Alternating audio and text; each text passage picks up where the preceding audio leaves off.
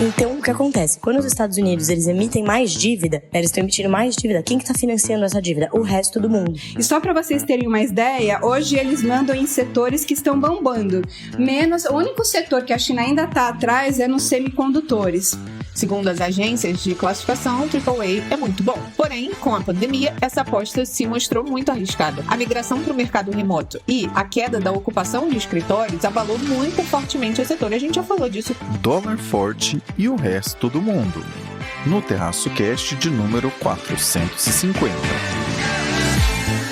Fala pessoal, Caio Augusto, diretamente da noite de 4 de novembro de 2024, a apenas algumas horas do tal grande dia eleitoral dos Estados Unidos, em 2024, em Ourinhos, para mais um episódio do meu, do seu, do nosso Terraço Cast. Quem me acompanha hoje são elas do trio mais amado do Brasil. Vamos a elas. Fala Raquel de Sá. Alô, alô, terraceiros e terraceiras! Aqui quem fala é a mulher do tempo sem tempo. E a mulher do tempo sem tempo vem por meio deste falar que a previsão do tempo é de sol entre nuvens. Sol entre nuvens porque ela resolveu vir para a cidade maravilhosa e aí o sol resolveu se esconder. Mas tudo bem, tudo bem, tudo bem. Eu perdoo o São Pedro porque não choveu, tá? Tá um dia bonito, né? Por mais que o sol esteja meio escondidinho, ele conversou com o São Pedro e falou, beleza, eu fico aqui escondido, mas pelo menos eu não mando uma chuvinha. E o que a gente tem de previsão do tempo sem tempo para os próximos dias é de tempo confuso. O tempo não sabe muito bem o que está acontecendo nessa primavera. Ele não sabe se é quente, ele não sabe se é frio. Quando a gente vai dormir, a gente fica confuso, porque a gente não sabe se a gente põe um edredom ou se a gente dorme de ar-condicionado. Então, de fato,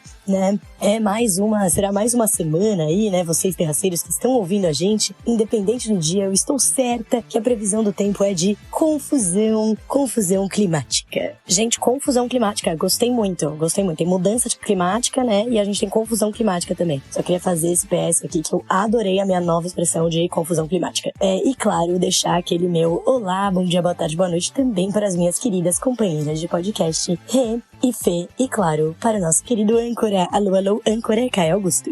Sol entre nuvens na cidade maravilhosa é quase um pecado, convenhamos. Mas faz parte da confusão climática, é verdade. E aí, Renata Cocho? Alô, terraceiros! Oi, Caio! Oi, Fernanda! Oi, Raquel! Aqui é a Renata, trazendo, como sempre, né, o boletim internacional para vocês. Hoje gravando aqui diretamente da praia de Guaicá, em São Sebastião, num sábado ensolarado, então vocês aí valorizem, né? Eu tô deixando aí a praia de lado para gravar o Terraço Cast hoje para vocês aqui de manhã. E essa semana a gente vai pra China e pros Estados Unidos e a gente vai falar de uma história aí, né, que parece um daqueles filmes de espionagem, mas que são 100% reais. Cada dia mais tropicais os boletins internacionais. Bom demais. Tudo bem, Fernanda Pérez de Mello?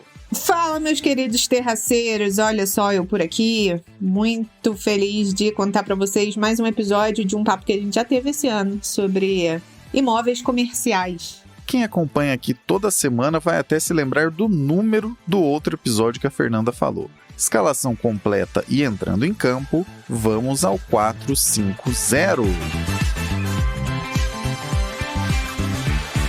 Raquel, Trump fala em buscar um dólar forte, mas quase ninguém acredita nisso. O que significa essa ideia? E o que tem a ver com o fiscal dos Estados Unidos? E nesse episódio que a Mulher do Tempo Sem Tempo grava, ela tem que falar rapidamente, porque ela está sendo apressada por aqui outras pessoas que a aguardam enquanto ela grava esse podcast na manhã de domingo. É o seguinte, né, Caio Augusto? O assunto não poderia ser outro. O assunto é eleições americanas. Eu não sei se no momento que a gente, né, soltar esse podcast, no momento que você, querido ouvinte, estiver escutando, se já teremos o resultado das eleições americanas, não é mesmo? Mas vamos ver aqui, né, ao que tudo indica, teremos uma vitória republicana, né? Teremos Trump na Casa Branca novamente. Ao que tudo indica, vale dizer que isso aqui não é nenhuma torcida, tá, gente? Ao que tudo indica, quando a gente olha, né, a Rê tem trazido isso bastante pra gente no boletim boletim internacional, que é o que a gente olha nas pesquisas, né? É muito difícil, realmente tá uma eleição bastante apertada. E aquele modelo de colégio eleitoral, né? O que vale mesmo são os estados, né? E o número de delegados que se vai conseguir em cada um dos estados. Então, eu olhando aqui para a minha bola de cristal, não sei quando vocês ouvirão, como eu falei, esse podcast, mas eu imagino que possa sim a gente tem um resultado eleitoral em que dê um resultado no voto popular e o outro resultado no voto do colégio eleitoral. Veremos. Mas o tema aqui é o que, né, a Rê já trouxe bastante coisa aqui de impactos, do que esperar, né? Mas eu acho que tem um ponto aqui interessante, que é sobre o dólar. A gente tem ouvido muito, assim, no mercado, tenho lido bastante sobre o Trump Trade, né? Então, olhando aí esse Trump Trade, de quais são os setores que podem se beneficiar de um potencial governo Trump ali no mercado acionário americano, né? Então, olhando aí, por exemplo, para serviços de óleo e gás, né? Porque, por mais que há uma expectativa de que o preço do petróleo não vai aumentar, por exemplo, né? Porque vai aumentar a oferta, você tem serviços, né? Empresas que prestam serviços tipo drilling, né? Vão acabar se beneficiando. Outro setor que tem sido falado bastante que pode se beneficiar, o setor industrial, né, de uma maneira geral, da indústria pesada, porque o Trump colocaria mais tarifas, né, imporia mais tarifas aí contra importados de uma maneira generalizada, não só na China, mas de maneira generalizada. Tem, inclusive, a Europa tem falado que,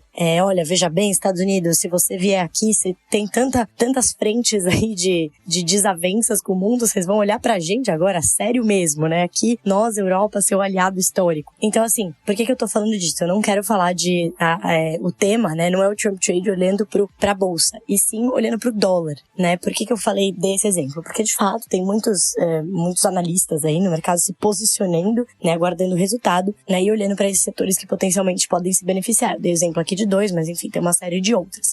Mas uma coisa interessante, um ponto interessante é esse do dólar. Pô, por que um governo, um potencial governo Trump, um governo republicano, e aqui considerando, né, a probabilidade de ter um red sweep, que é quando você tem uma vitória republicana nas 3 casas, né, na Casa Branca, no Senado e na Câmara,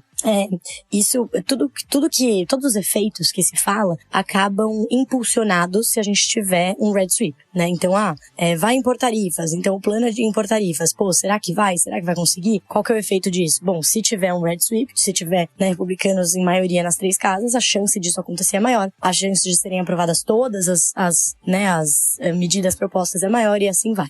E por que um dólar mais forte, né? A lógica, eu confesso que eu demorei bastante para entender, né, por que se a gente olhasse para um governo Câmara, isso não aconteceria. Mas aqui, gente, eu acho que a palavra é magnitude, né? Então, alguns dos movimentos, eles vão ser parecidos, mas mudam em magnitude. Então, o que se tem muito falado sobre a questão do dólar? Por que um red sweep, ou um governo republicano, né, do Trump seria um dólar mais forte? Porque tem uma série de fatores, né, que uma série de políticas econômicas e que, né, que se aprovadas, implicariam principalmente num aumento da inflação, pressionaria a inflação, e aí, considerando que com essa inflação pressionada, a gente teria 2 movimentos, né, um movimento de uma reação do Fed, né, do Banco Central Americano, que pode falar assim, peraí, não vamos continuar reduzindo tanto os juros assim, porque tem esse risco, né, de políticas inflacionárias dentro de casa, e tem o outro lado, que também é uma percepção maior de risco fiscal nos Estados Unidos. Mas aí você fala, pô, Raquel, mas quando a gente tem o tal do risco fiscal, o Brasil e o fiscal, o real, ele perde valor, não ganha valor. Qual é que é isso nos Estados Unidos? A questão é, né, a gente tá falando do país que tem um privilégio exorbitante, o país que emite a moeda, que é usada globalmente ainda, né, ainda é a principal moeda, né, ainda não tem nenhuma moeda que se aproxima, né, do uso do dólar nas 3 formas, né, nas 3 utilidades ali da moeda, de reserva de valor, de meio de troca e de unidade de contagem,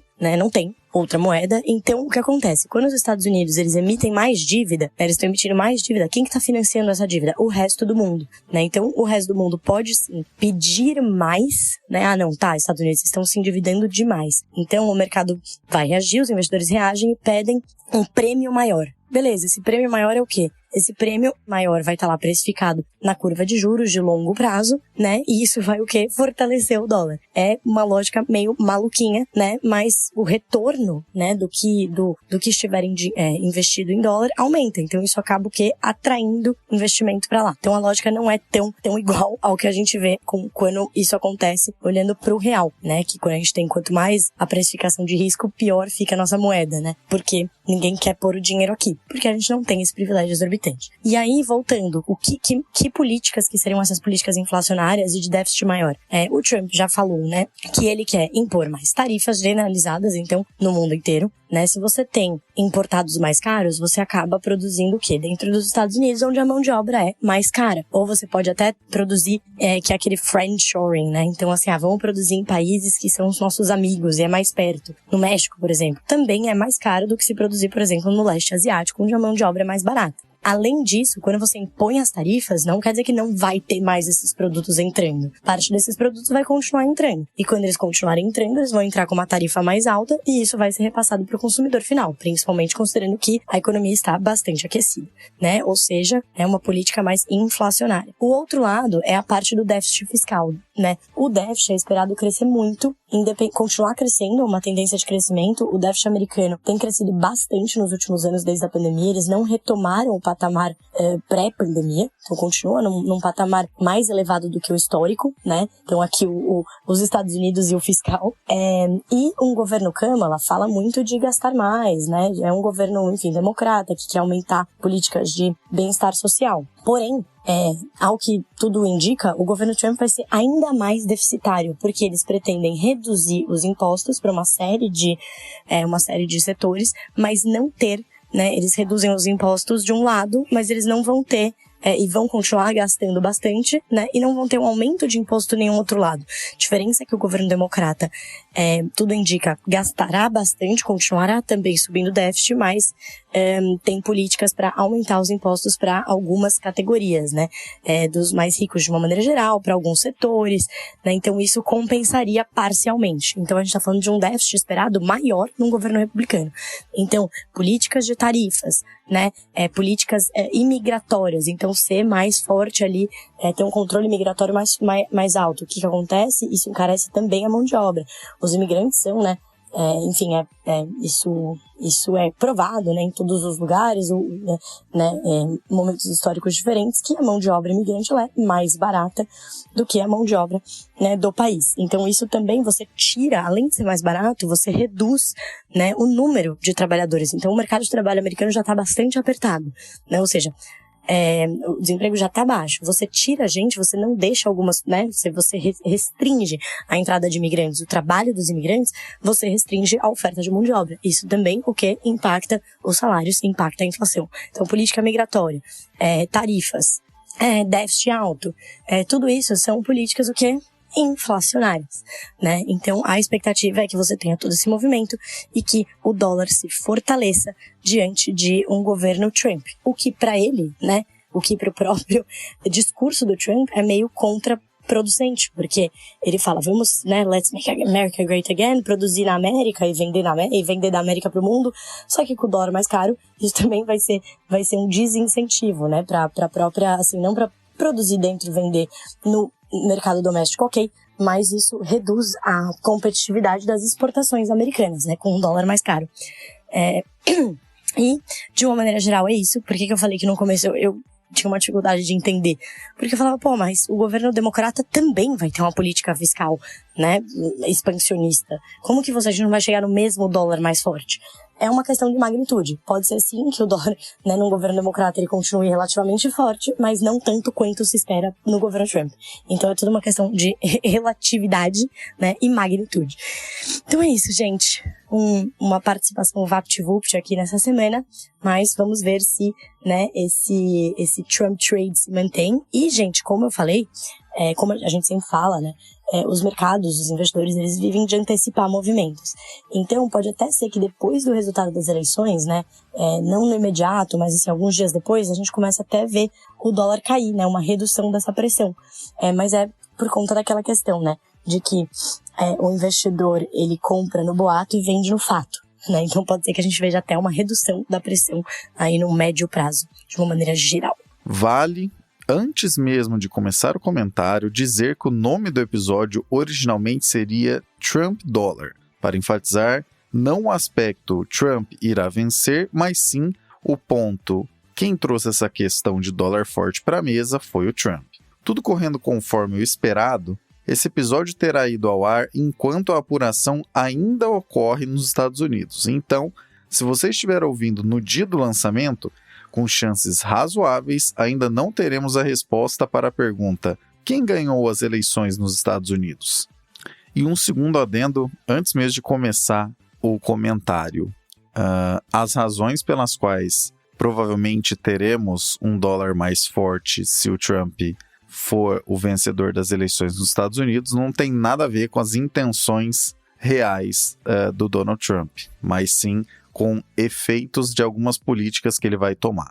Vamos que vamos. Dólar forte nos Estados Unidos é o tipo de coisa que se pode esperar justamente diante de uma eventual red sweep, que seria aquela onda em que os republicanos vencem a presidência da República e ganham maioria no Senado e no Congresso, porque, caso isso ocorra, todas as medidas com forte potencial inflacionário e déficit fiscal aumentado nos Estados Unidos ficam ainda mais prováveis. E como a Raquel bem explicou, isso significa que os juros vão ficar consistentemente mais elevados para tentar segurar essa inflação. E como vimos acontecer também consistentemente de 2022 para cá, trazendo com muito detalhamento e explicação em vários episódios deste glorioso podcast, juro mais alto nos Estados Unidos significa atração de capital para os títulos da dívida americana, significa um enxugar de liquidez no mundo inteiro e significa dólar mais forte.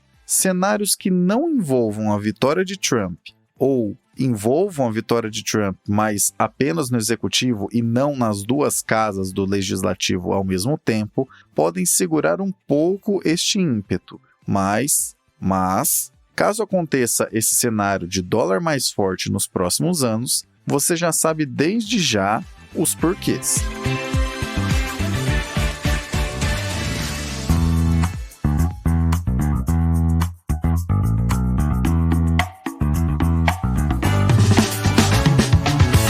Confira na nossa Linktree todos os meios possíveis de acompanhar o Terraço Econômico, nossas redes sociais, parcerias ativas, e-books e até mesmo como você pode cadastrar seu e-mail para receber nossa newsletter semanal, a Reflexionários. Por falar em e-books, mais adiante teremos a atualização do e-book sobre todos os anos de laureados no Nobel de Economia, incluindo os vencedores dos anos 2023 e 2024. Fique de olho. Então, para resumir a ópera, não deixe de visitar nossa Linktree. Esse link está na descrição desse episódio.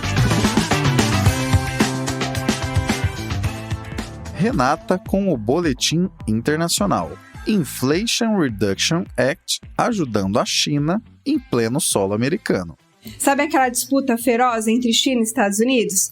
Pois é. Quando a gente está aqui escolhendo entre pizza e hambúrguer, eles estão lá brigando, né, pela tecnologia que vai mandar no futuro. Então pega aí o seu café, o seu chá, ou sua água com gás para quem está mais chique aí ou mais saudável, porque hoje a gente vai falar de como a China está driblando as sanções dos Estados Unidos e, acreditem, né, faturando com os incentivos americanos. Isso mesmo, quer dizer, as mudanças que os Estados Unidos fez na política deles acabou de alguma forma favorecendo a China e a gente vai falar um pouco sobre isso. Então vamos lá, começando pelo básico, né? Não sei se vocês já ouviram falar do Made in China 2025. Esse é o novo reality show de milionários franceses, que é um plano de dominação mundial. Tá bom, é brincadeira, mas quase isso. Em 2015, a China lançou esse plano com o objetivo de tornar autossuficiente em diversas tecnologias. Tipo, eles olharam para os Estados Unidos e falaram: ó, vocês têm essa tecnologia? Beleza, a gente vai tentar fazer um pouquinho de tudo isso aqui mesmo, né? Então a gente teve, né, toda aquela fase da China, né, ser que a gente já chamava de copycat, né? De tentar copiar e baratear toda a tecnologia que tinha nos Estados Unidos. Aí adivinha o que aconteceu? 10 anos depois, a China está liderando em áreas como energia solar, veículos elétricos, drones. E só para vocês terem uma ideia, hoje eles mandam em setores que estão bombando. O único setor que a China ainda está atrás é nos semicondutores. E aí que os Estados Unidos, quem diria, né? Parece até um jogo de truco. Agora, qual que é o truque da China? É o seguinte, quando o governo chinês decide que vai apoiar um setor, ele coloca lá tudo em cima, né? Vocês sabem, ele dá crédito fácil, ele dá terras, ele coloca as empresas estatais, então todo mundo ajuda, né? Aquele capitalismo de Estado que a gente fala, né, que a China tem. Então é uma festa em que até o vizinho aparece para carregar o som na China, e é assim que eles conseguem competir com qualquer um no planeta, porque eles fazem, né, eu quero ser o melhor em tecnologia de energia solar. Então tem todo um incentivo do governo. A gente já falou aqui, né, teve um episódio especial do TerraçoCast que eu falei bastante de carros elétricos, que é isso, né, foi um setor que a China falou assim, a gente quer dominar esse segmento, então tem toda uma série de estratégias do governo que ajudam a fazer isso, né? E o que é acontecendo do outro lado do mundo nos Estados Unidos? Quer dizer, eles não estão também só olhando o que está acontecendo com a China e aplaudiram, né? Eles têm feito aí uma série de coisas para tentar conter esse avanço chinês. Então, tarifas, sanções de restrição a exportações, né? Como se fosse um jogo de tabuleiros em que cada um vai mexendo aí as suas peças como pode. Agora, imagina isso, né, nas mãos do Trump, né? Que ele já sugeriu aí uma tarifa de 60% sobre tudo que vem da China. Né, é tipo uma ideia de que você convida seus amigos para uma festa e começa a cobrar a entrada, só que aí da economia inteira. Só que isso, é claro, vai custar para ambos os lados. Já a Kamala, ela está em uma linha mais de fortalecer a indústria interna, né, de tentar trazer mais jobs para o povo americano, né, então ela parece assim que é uma coisa, digamos, de mais organização estratégica e menos assim jogo de truco, né, que como que o Trump pensa mais aí, né, a geopolítica, digamos assim. Mas aí o que acontece, né? Tem o que a gente chama aí de um plot twist, né? Porque enquanto os Estados Unidos estavam tentando barrar a China por um lado, de outro lado eles estão dando aí uma ajudinha. Com aquele Inflation Reduction Act, né, que a gente já falou, que é aquela um número grande de políticas que o Joe Biden fez, né, faz mais ou menos um ano e pouco, para tentar conter a inflação e ajudar, né, incentivar as tecnologias de energia sustentável. Então, assim, esse Inflation Reduction Act, né, que ele chamou de ato de redução de inflação, ele foi focado em principalmente dois segmentos, o segmento de meio ambiente e o segmento de saúde. Então, no segmento de saúde, ele modificou a forma como o governo negocia com empresas farmacêuticas e diminuiu o preço dos remédios para a população em geral. Então, isso acabou tendo um impacto positivo no poder de compra dos americanos, né, que a gente pode falar assim, né, e não um impacto, e tem um impacto na inflação também, mas mais um impacto de percepção de poder de compra, né? E que no fundo dá no mesmo, mas enfim. E ele também, né, nesse mesma gama de medidas, né, o Joe Biden fez umas medidas que incentivavam todas as indústrias de energia sustentável. Só que com isso, né, ele acabou ajudando a China. Por exemplo, um exemplo é a Long, que é uma empresa chinesa gigantesca de painéis solares que abriu uma fábrica em Ohio. Então agora o mais interessante, essa fábrica está empregando milhares de americanos, mas os donos da metade da empresa são chineses. Então adivinha, os chineses estão pegando os incentivos dos americanos, eles estão gerando empregos, mas eles de quebra, eles estão driblando as tarifas e, né, jogando e mandando dinheiro para a China. Então é como eu estou falando para vocês, né, esse jogo de xadrez. Então a China está aproveitando uma questão de incentivo, né, da indústria americana para uma indústria que a China lá atrás já tinha identificado como estratégica e investiu antes, e agora está comprando empresas de energia solar americana.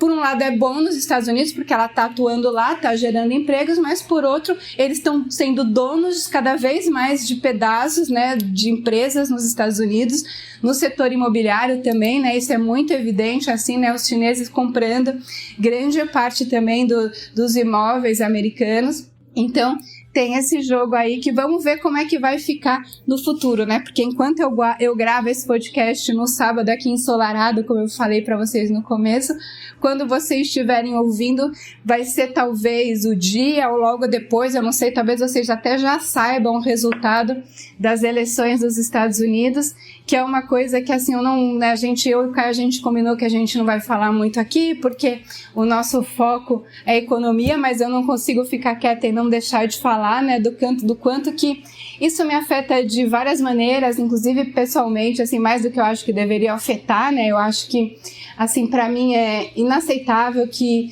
uma pessoa como o Donald Trump, né, que fez tudo que fez, né, incentivou lá o ataque do 6 de janeiro, que, sabe, que cometeu uma série de crimes, uma série de coisas, né? Teve até um comentarista conservador norte-americano, o P.J. O'Rourke, que não sei se vocês conhecem, que morreu há cerca de 2 anos atrás, que na eleição do Trump contra a Hillary, ele acabou apoiando a Hillary, né, com o seguinte argumento, né, que ele fala assim, olha, eu acho que ela está errada em absolutamente tudo que ela fala, mas ela está errada dentro dos parâmetros normais, né? Então, assim, para mim o Trump é assim, tipo uma coisa absurda. Então, assim, eu espero que enquanto vocês estejam ouvindo isso, ele não seja, né, o novo presidente dos Estados Unidos, mas enfim.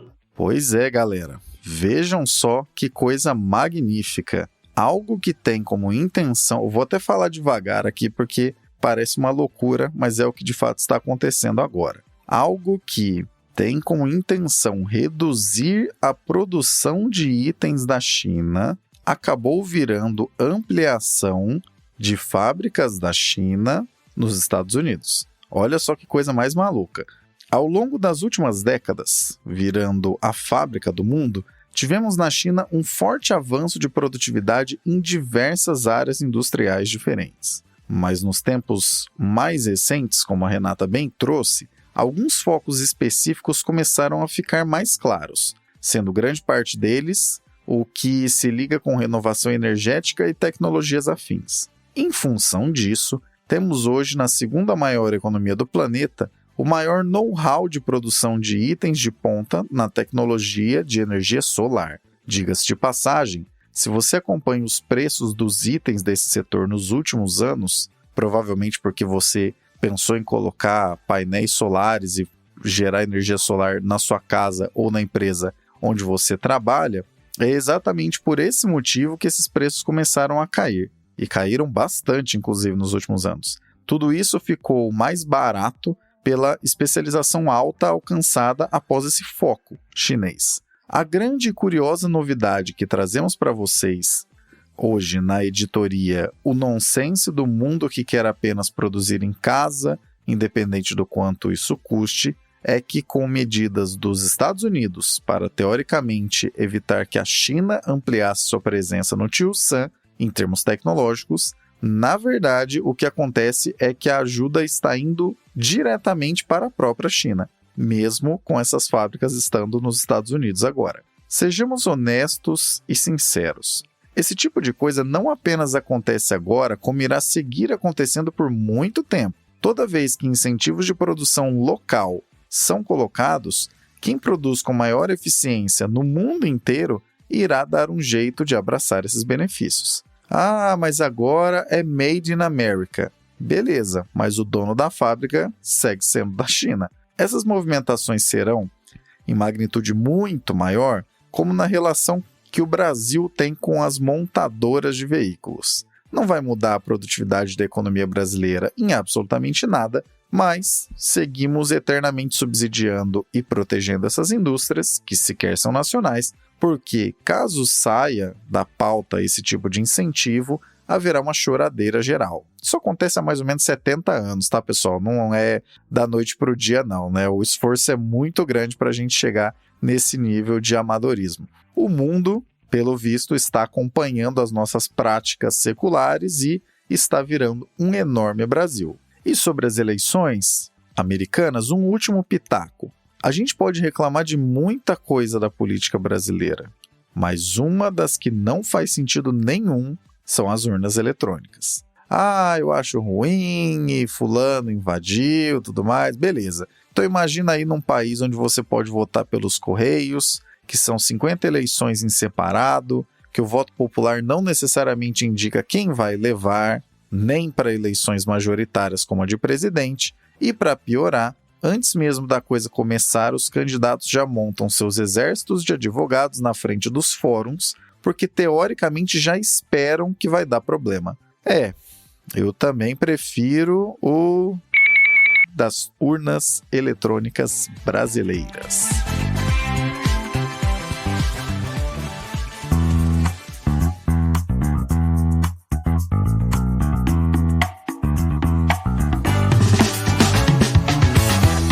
Gosta de como os conteúdos do Terraço Econômico traduzem e desmistificam as coisas? Saiba que não fazemos isso apenas com a análise dos cenários, mas também para parceiros comerciais. Seu negócio pode ter uma identificação com as centenas de milhares de pessoas que nos acompanham anualmente e você talvez nem saiba disso. Para saber como o seu negócio e o nosso negócio podem ser parceiros, visite na nossa Linktree o item Contrate o Terraço e nos chame para um café. Quem já fechou conosco não se arrependeu.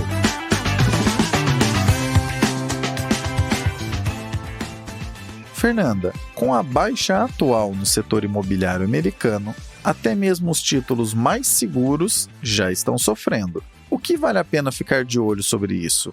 Olha, acontece que desde a crise financeira de 2008, os investidores de títulos lastreados em hipotecas comerciais não enfrentavam tantas perdas como agora. E aí, para você entender essa crise, é importante saber o que são esses títulos. Os títulos CMBS são produtos de renda fixa lastreados em hipotecas de imóveis comerciais, ou seja, imóveis que não são de uso residencial, como escritórios, hotéis, shoppings. Eles fornecem liquidez para os investidores e credores comerciais, criando um veículo de investimento que transforma os empréstimos imobiliários em títulos. Então, esse produto encapsula os empréstimos e são vendidos no mercado. Dentro desse universo de CMBS, a gente tem um tipo específico de título chamado SASB, que são Single Asset Single Borrower.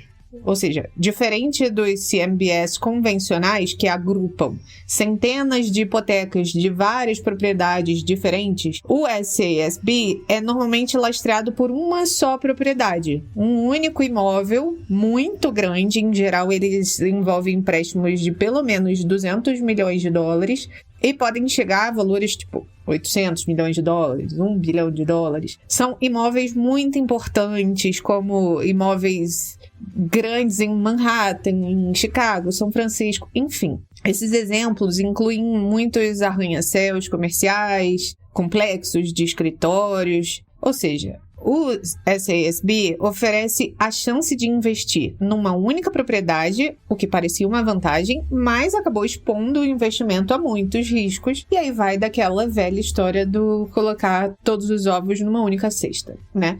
Esse mercado de SASB cresceu rapidamente, atingindo cerca de 300 bilhões de dólares, porque os investidores acreditavam que, ao serem lastreados por um único imóvel, era mais fácil avaliar o ativo, porque você conseguia descorrelacionar o risco, enfim, olhar mais especificamente. As agências de classificação deram a muitos desses SASBs a classificação AAA, o que indica uma alta segurança. Quando a gente vai avaliar nos níveis possíveis de segurança, segundo as agências de classificação, AAA é muito bom. Porém, com a pandemia, essa aposta se mostrou muito arriscada. A migração para o mercado remoto e a queda da ocupação de escritórios abalou muito fortemente o setor. A gente já falou disso em algum episódio passado esse ano, aqui no Terraço Cast. Então a gente vê um nível de desocupação grande ainda, mesmo as atividades tendo voltado quase 100%, né? Eu posso dizer que totalmente. E olhando nas nossas fontes aqui, a Bloomberg analisou mais de 150 desses títulos, que são de um único imóvel, e identificou grandes perdas significativas para os investidores. Em muitos casos, até mesmo quem comprou partes classificadas como AAA está recebendo menos do que investiu. Para ilustrar, a gente pode olhar um imóvel de uma companhia de gás em Los Angeles, que era avaliada em mais de 630 milhões antes da pandemia, e o valor da torre hoje caiu para 215 milhões de dólares, né? O dono já entregou as chaves do prédio aos credores, incapaz de manter a propriedade. Outro exemplo é em Atlanta, onde uma ocupação está abaixo de 50%, né? Tem 50% do imóvel vazio, e o valor do título foi rebaixado para um CCC, ou seja, apenas alguns níveis acima do nível de default, que vocês sabem que é um nome carinhoso, mais elegante para calote. Essa crise tem evidenciado os riscos de depender de um único imóvel para sustentar um título. E mais de 1/4 dos SASBs originalmente classificados como AAA nos últimos anos já foi rebaixado. A ideia inicial de que esses títulos eram mais seguros foi colocada em xeque pela volatilidade do mercado de imóveis comerciais. Ainda assim, alguns investidores começaram a comprar SASBs depreciados, com preço descontado, atraídos pela possibilidade de recuperação. Ou seja, comprar com desconto. Será que está na promoção esses títulos SASBs? Há uma demanda crescente por imóveis bem localizados nas cidades grandes e alguns títulos lastreados por essas propriedades têm se recuperado. O mercado desses títulos, portanto, está polarizado. Enquanto propriedades nobres em localizações privilegiadas ainda encontram valor, os edifícios mais antigos ou em áreas menos desejadas enfrentam uma depreciação severa. Essa crise não só mostra a vulnerabilidade do setor de imóveis comerciais, mas também ressalta a necessidade de reavaliar os critérios de classificação de crédito para esses títulos em um cenário onde as demandas imobiliárias mudam rapidamente. Bom, eu posso dizer para vocês que não é a primeira vez que somos pegos de surpresa pela classificação das agências de risco, não é mesmo? Já comentamos algumas vezes aqui, mas vale novamente a recomendação de 2 filmes: Inside Job, ou Trabalho Interno, e The Big Short, que veio aqui para o Brasil com o nome A Grande Aposta. São um documentário e um filme, respectivamente, que explicam com bastante atenção e didatismo o que aconteceu na crise financeira de origem imobiliária que ocorreu em 2008. Naquela época, haviam diversas bolhas regionais relacionadas ao aspecto imobiliário, com pessoas financiando e refinanciando mesmos imóveis várias vezes. De lá para cá, as coisas ficaram bem menos complicadas e arriscadas, mas isso não impede que correções severas aconteçam. O que a Fernanda basicamente trouxe agora, em termos de atualização, é que nesse setor a mudança recente é que, mesmo estando nós todos no pós-pandemia, na volta à normalidade, alguns dos fundos imobiliários que têm como base justamente a ocupação de imóveis comerciais estão sofrendo perdas enormes porque, como verificado, nem todo prédio comercial retomou o uso completo. Esse caso da empresa de gás da Califórnia que saiu de uma valorização, de um valor esperado ali, baseado nos fluxos de caixa de 600 milhões de dólares para um pouco mais de 1/3 disso, ajuda a ilustrar. Se os imóveis que dão base a fundos imobiliários perdem muito valor e entregam fluxos de caixa muito menos robustos, todos os títulos relacionados a isso também sofrem. Vale reforçar, critérios mudaram de 2008 para cá e a situação não é aquele alarme de absurdo que tínhamos naquela época. Mas ainda assim, a avaliação de empresas de rating segue não sendo a coisa mais confiável do mundo, a não ser que você considere algo sair de AAA para CCC em pouco tempo algo normal e justificável. Em todo caso, como bem pontuou a Fernanda, está longe de ser a primeira vez que temos algum susto com agências de rating, Vamos nos despedindo do trio mais amado do Brasil, que trouxe neste 450 do Terraço Cast suas análises simples, mas não simplistas. Obrigado, Raquel. É isso, pessoal. Por essa semana eu fico por aqui, antes que alguém me mate, que eu já atrasei bastante. E nos falamos e ouvimos na semana que vem. Obrigado, Renata. Seja o que aconteça, na próxima semana estarei de volta aqui, continuando, comentando a economia, as estratégias, a política dos Estados Unidos e do mundo, mas sempre aí na esperança de que a gente esteja indo para frente e não para trás, tá bom? Um beijo, espero que vocês estejam tendo aí uma ótima semana, e eu também, e até semana que vem, tá bom? Até lá. E obrigado, Fernanda. Caião, muito obrigada por mais um episódio. Meninas, é um prazer estar aqui ao vosso lado. E aos nossos terraceiros, muito obrigada por ter escutado o episódio até aqui. A gente se vê na semana que vem. Vocês sabem que podem me encontrar nas redes sociais como @sigafefa. Um grande abraço. Você que sempre nos acompanha, que tal trazer mais gente para ouvir e também acompanhar o Terraço Cast? Não deixe de enviar esse episódio para alguém que também queira ficar por dentro das discussões relevantes a nível doméstico e internacional. Abraços pelas ondas sonoras. Continuamos a prosa no próximo episódio.